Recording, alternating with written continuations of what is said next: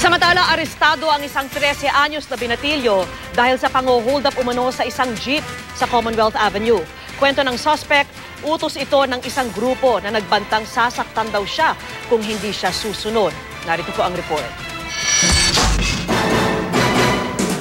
13 anyos pa lang ang binatilyong ito, pero hetot sa presinto ang bagsak niya. Sumbong ng mga pasahero ng isang jeepney.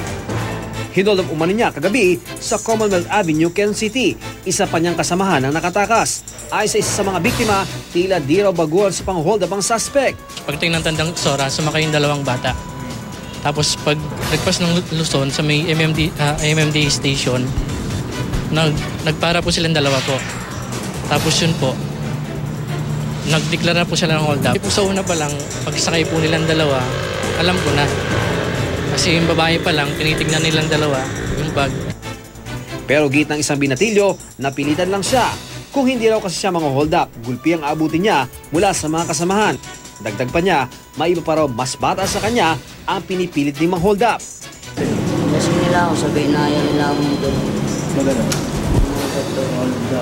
Pag hindi ka kumain sa gusto nila, anong pwede nila doon sa Gulpi nila ako. Gulpi nila ako. Ito turn over sa DSWD ang nahuling binatilyo. Patuloy naman daw iniimbestigahan ng pulisya ang grupong gumagamit umano ng mga gaya niyang minor de edad sa pang-hold up. Lagi na lang may insidente ng kwan dyan, mga minor de edad, yung mga description ng mga nabibiktima dyan sa mga jeep. Para sa saksi, Ian Cruz Nagulat.